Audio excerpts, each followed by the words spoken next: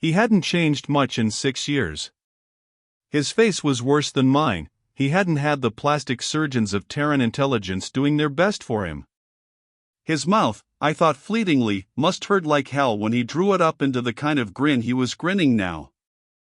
His eyebrows, thick and fierce with gray in them, went up as he saw Milan, but he backed away to let us enter, and shut the door behind us. The room was bare and didn't look as if it had been lived in much. The floor was stone, rough-laid, a single fur rug laid before a brazier. A little girl was sitting on the rug, drinking from a big double-handled mug, but she scrambled to her feet as we came in, and backed against the wall, looking at us with wide eyes. She had pale red hair like Julie's, cut straight in a fringe across her forehead, and she was dressed in a smock of dyed red fur that almost matched her hair.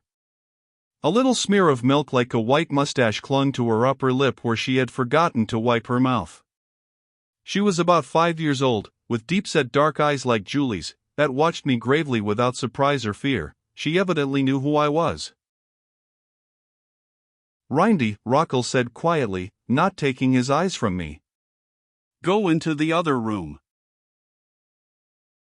Rindy didn't move, still staring at me. Then she moved toward Milan, looking up intently not at the woman, but at the pattern of embroideries across her dress. It was very quiet, until Rockel added, in a gentle and curiously moderate voice, "Do you still carry a skein, Race?" I shook my head. "There's an ancient proverb on Terra, about blood being thicker than water, Rockel. That's Julie's daughter. I'm not going to kill her father right before her eyes." My rage spilled over then, and I bellowed, "To hell with your damned Drytown feuds and your filthy toad god and all the rest of it." Rockel said harshly, "Rindy, I told you to get out. She needn't go." I took a step toward the little girl, a wary eye on Rockel. "I don't know quite what you're up to, but it's nothing for a child to be mixed up in. Do what you damn please. I can settle with you any time. The first thing is to get Rindy out of here. She belongs with Julie and, damn it, that's where she's going." I held out my arms to the little girl and said, "It's over, Rindy, whatever he's done to you. Your mother sent me to find you. Don't you want to go to your mother?" Rockel made a menacing gesture and warned, "I wouldn't." Milan darted swiftly between us and caught up the child in her arms. Rindy began to struggle noiselessly, kicking and whimpering, but Milan took 2 quick steps, and flung an inner door open. Rockel took a stride toward her. She whirled on him, fighting to control the furious little girl, and gasped, "Settle it between you, without the baby watching." Through the open door I briefly saw a bed, a child's small dresses hanging on a hook, before Milan kicked the door shut and I heard a latch being fastened. Behind the closed door Rindy broke into angry screams, but I put my back against the door. "She's right. We'll settle it between the two of us. What have you done to that child?" If you thought Rockel stopped himself in mid-sentence and stood watching me without moving for a minute. Then he laughed. "You're as stupid as ever, Race. Why, you fool, I knew Julie would run straight to you, if she was scared enough. I knew it would bring you out of hiding. Why, you damned fool." He stood mocking me, but there was a strained fury, almost a frenzy of contempt behind the laughter. "You filthy coward, Race. 6 years hiding in the Terran zone. 6 years, and I gave you 6 months. If you'd had the guts to walk out after me, after I rigged that final deal to give you the chance, we could have gone after the biggest thing on Wolf. And we could have brought it off together, instead of spending years spying and dodging and hunting. And now, when I finally get you out of hiding, all you want to do is run back where you'll be safe. I thought you had more guts. Not for Everin's dirty work." Rockel swore hideously. "Everin. Do you really believe I might have known he'd get to you too? That girl, and you've managed to wreck all I did there, too. Suddenly, so swiftly my eyes could hardly follow, he whipped out his skean and came at me. Get away from that door. I stood my ground. You'll have to kill me first. And I won't fight you, Rockle. We'll settle this, but we'll do it my way for once, like Earthmen. Son of the ape. Get your skean out, you stinking coward. I won't do it, Rockle. I stood and defied him. I had outmaneuvered Drytowners in a shegri bet. I knew Rockle, and I knew he would not knife an unarmed man. We fought once with the Kyford and it didn't settle anything. This time we'll do it my way. I threw my skean away before I came here. I won't fight. He thrust at me. Even I could see that the blow was a feint, and I had a flashing, instantaneous memory of Delice's threat to drive the knife through my palms. But even while I commanded myself to stand steady, sheer reflex threw me forward, grabbing at his wrist and the knife. Between my grappling hand he twisted and I felt the skean drive home, rip through my jacket with a tearing sound, felt the thin fine line of touch, not pain yet, as it sliced flesh. Then pain burned through my ribs and I felt hot blood, and I wanted to kill Rockle, wanted to get my hands around his throat and kill him with them. And at the same time I was raging because I didn't want to fight the crazy fool. I wasn't even mad at him. Milan flung the door open, shrieking, and suddenly the toy, released, was darting a small whirring droning horror, straight at Rockle's eyes. I yelled. But there was no time even to warn him. I bent and butted him in the stomach. He grunted, doubled up in agony and fell out of the path of the diving toy. It whirred in frustration, hovered. He writhed in agony, drawing up his knees, clawing at his shirt, while I turned on Milan in immense fury, and stopped. Hers had been a move of desperation, an instinctive act to restore the balance between a weaponless man and one who had a knife. Rockle gasped, in a hoarse voice with all the breath gone from it. Didn't want to use. Rather fight clean. Then he opened his closed fist and suddenly there were two of the little whirring droning horrors in the room and this one was diving at me, and as I threw myself headlong to the floor the last puzzle piece fell into place. Everin had made the same bargain with Rockle as with me. I rolled over, dodging. Behind me in the room there was a child's shrill scream, "Daddy! Daddy!" And abruptly the birds collapsed in midair and went limp.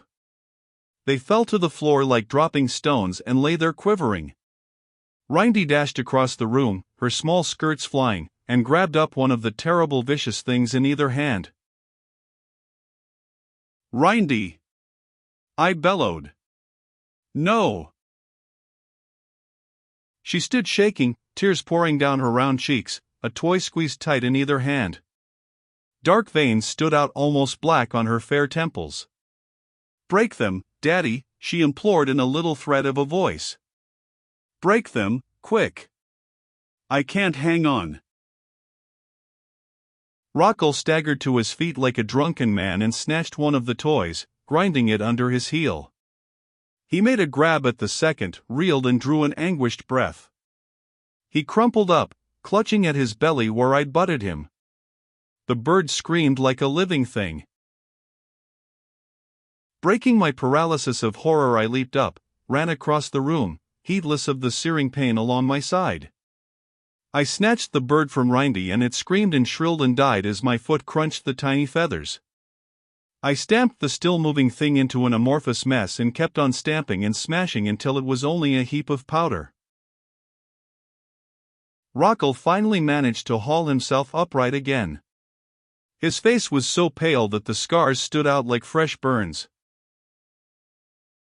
That was a foul blow, Race, but I know why you did it. He stopped and breathed for a minute. Then he muttered, You saved my life, you know. Did you know you were doing it, when you did it? Still breathing hard, I nodded. done knowingly, it meant an end of blood feud. However, we had wronged each other, whatever the pledges. I spoke the words that confirmed it and ended it, finally and forever. There is a life between us. Let it stand for a death. Milan was standing in the doorway, her hands pressed to her mouth, her eyes wide. She said shakily, "You're walking around with a knife in your ribs, you fool." Rockel whirled and with a quick jerk he pulled the skein loose. It had simply been caught in my shirt cloak, in a fold of the rough cloth. He pulled it away, glanced at the red tip, then relaxed. "Not more than an inch deep," he said. Then, angrily, defending himself, "You did it yourself, you ape.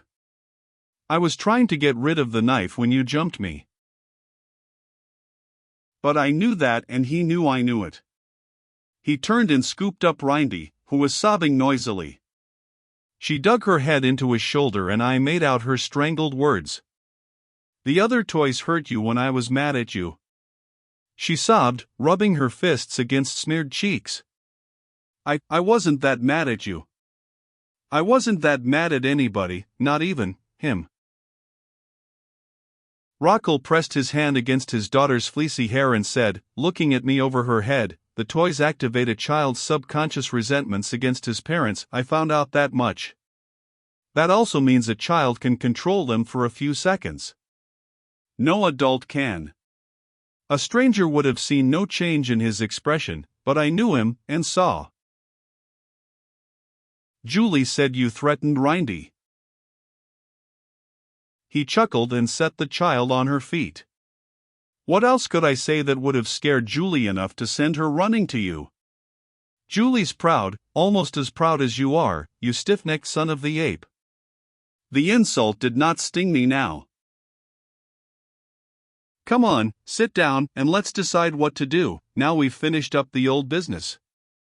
He looked remotely at Milan and said, "You must be Delisa's sister? I don't suppose your talents include knowing how to make coffee?" They didn't, but with Rindy's help Milan managed, and while they were out of the room Rockel explained briefly. "Rindy has rudimentary ESP. I've never had it myself, but I could teach her something, not much, about how to use it. I've been on Everin's track ever since that business of the lease. I'd have got it sooner, if you were still working with me, but I couldn't do anything as a Terran agent, and I had to be kicked out so thoroughly that the others wouldn't be afraid I was still working secretly for Terra. For a long time I was just chasing rumors, but when Rindy got big enough to look in the crystals of Nibran, I started making some progress. I was afraid to tell Julie. Her best safety was the fact that she didn't know anything. She's always been a stranger in the dry towns." He paused, then said with honest self-evaluation, "Since I left the Secret Service I've been a stranger there myself." I asked, "What about Dalisa?"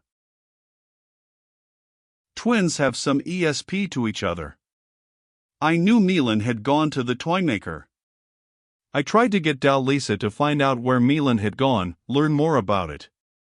Dalisa wouldn't risk it, but Kyril saw me with Dalisa and thought it was Milan. That put him on my tail, too, and I had to leave Shainsa. I was afraid of Kyril, he added soberly. Afraid of what he'd do. I couldn't do anything without Rindy, and I knew if I told Julie what I was doing, she'd take Rindy away into the Terran zone, and I'd be as good as dead. As he talked, I began to realize how vast a web Everin and the underground organization of Nibran had spread for us. Everin was here today. What for?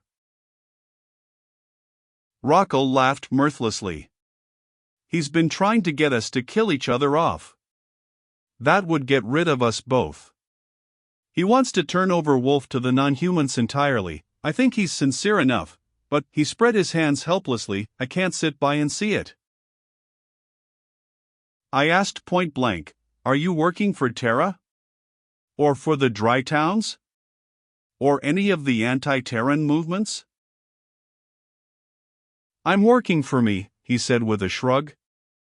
"I don't think much of the Terran Empire, but one planet can't fight a galaxy. Race, I want just one thing. I want the Dry Towns and the rest of Wolf to have a voice in their own government. Any planet which makes a substantial contribution to galactic science, by the laws of the Terran Empire, is automatically given the status of an independent commonwealth. If a man from the Dry Towns discovers something like a matter transmitter, Wolf gets dominion status. But Everin and his gang want to keep it secret, keep it away from Terra, keep it locked up in places like Canarsa. Somebody has to get it away from them. And if I do it, I get a nice fat bonus and an official position. I believe that, where I would have suspected too much protestation of altruism. Rockle tossed it aside. You've got Neelan to take you through the transmitters. Go back to the Master Shrine, and tell Everin that Race Cargill is dead. In the Trade City they think I'm Cargill, and I can get in and out as I choose. Sorry if it caused you trouble, but it was the safest thing I could think of, and I'll vice Magnuson and have him send soldiers to guard the street shrines. Everin might try to escape through one of them. I shook my head. Terra hasn't enough men on All Wolf to cover the street shrines in Charon alone. And I can't go back with Neelan. I explained. Rockle pursed his lips and whistled when I described the fight in the transmitter. You have all the luck, Cargill. I've never been near enough even to be sure how they work, and I'll bet you didn't begin to understand. We'll have to do it the hard way, then. It won't be the first time we've buelled our way through a tight place.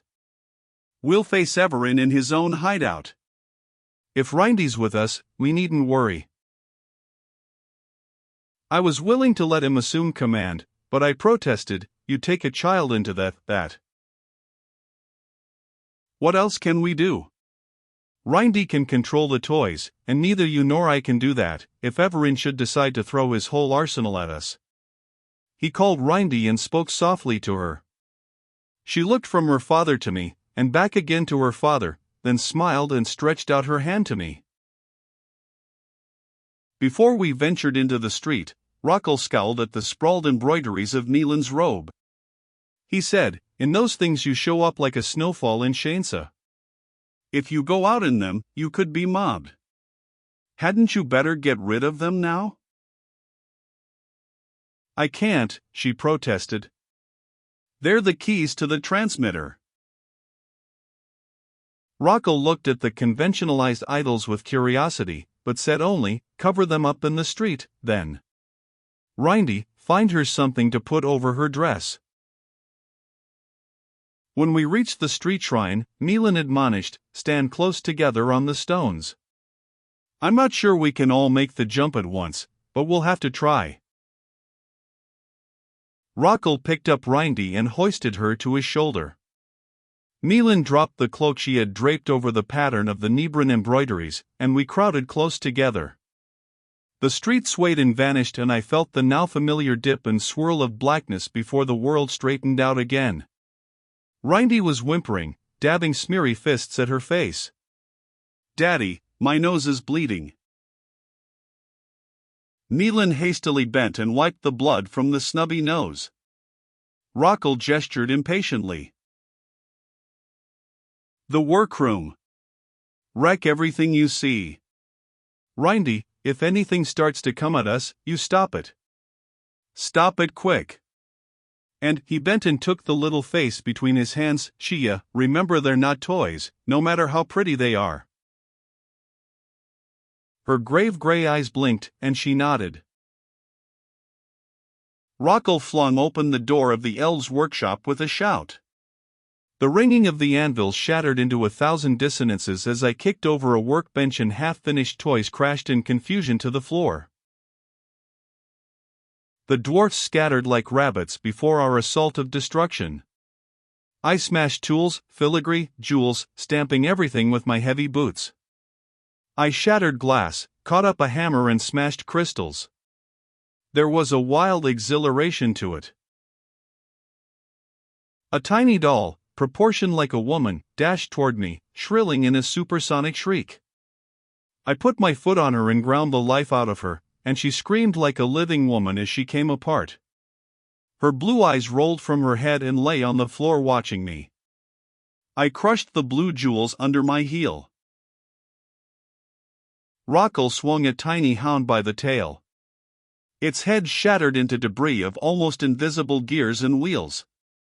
I caught up a chair and wrecked a glass cabinet of parts with it, swinging furiously. A berserk madness of smashing and breaking had laid hold on me. I was drunk with crushing and shattering and ruining, when I heard Milan scream a warning and turned to see Everin standing in the doorway. His green cat eyes blazed with rage. Then he raised both hands in a sudden, sardonic gesture, and with a loping, inhuman glide, raced for the transmitter. "Rindy," Rockle panted, "can you block the transmitter?"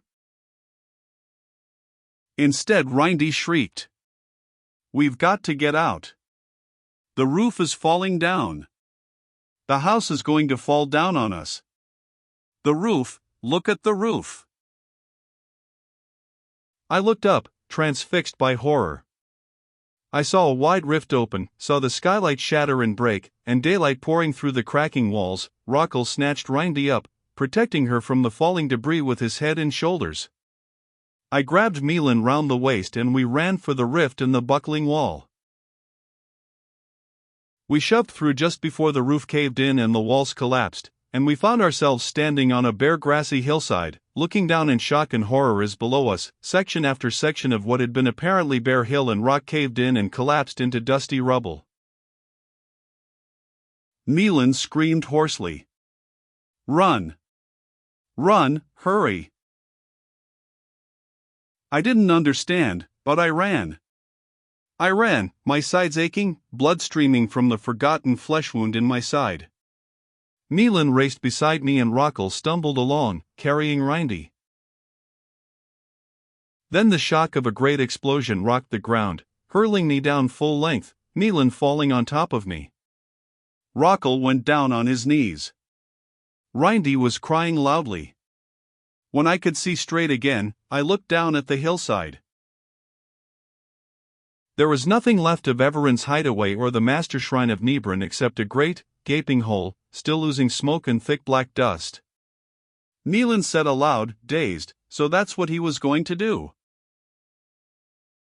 It fitted the peculiar non-human logic of the toymaker. He'd covered the traces. Destroyed. Rockle raged. All destroyed. The workrooms, the science of the toys, the matter transmitter, the minute we find it, it's destroyed.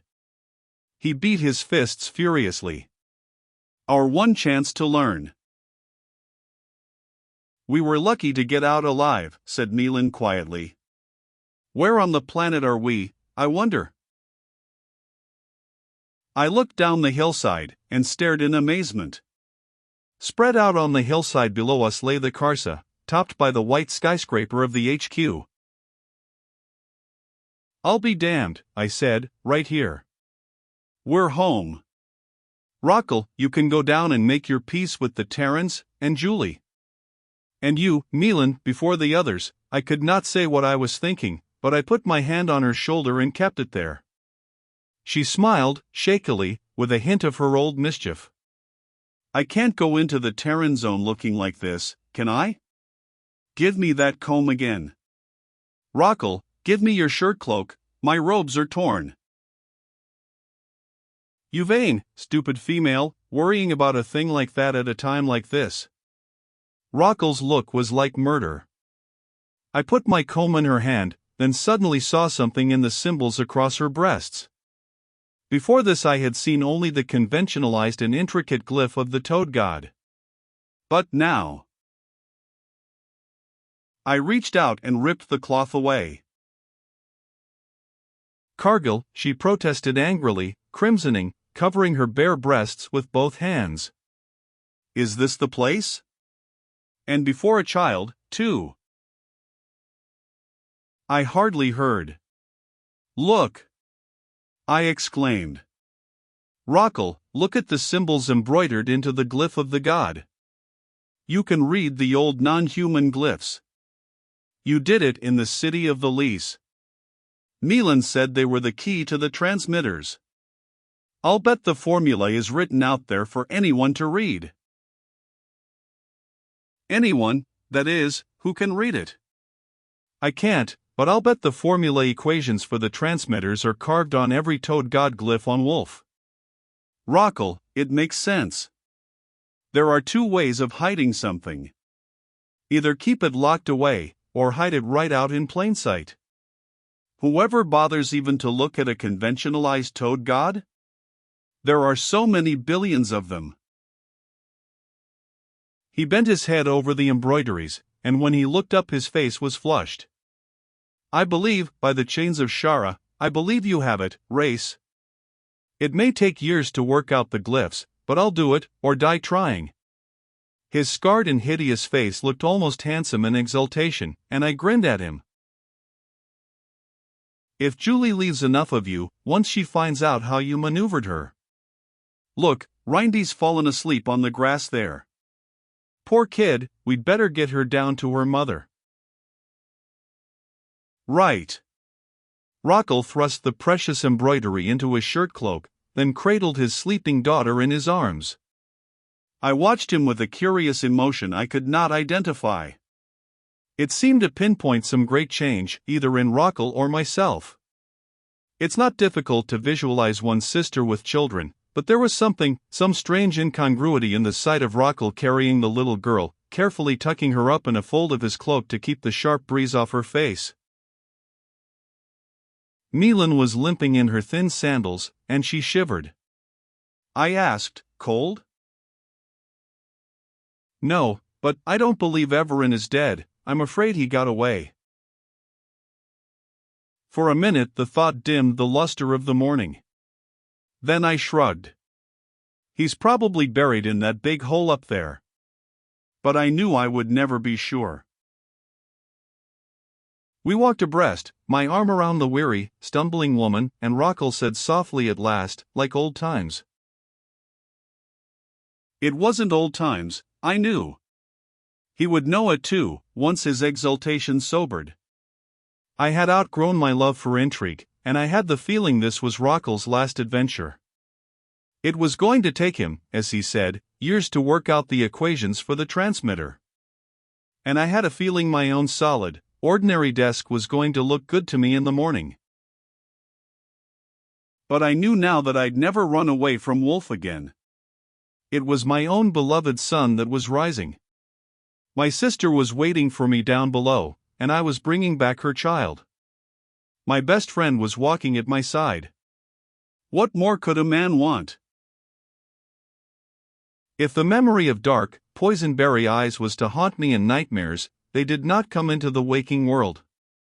I looked at Milan, took her slender unmanacled hand in mine, and smiled as we walked through the gates of the city. Now, after all my years on Wolf, I understood the desire to keep their women under lock and key that was its ancient custom. I vowed to myself as we went that I should waste no time finding a fetter shop and having forged therein the perfect steel chains that should bind my love's wrists to my key forever.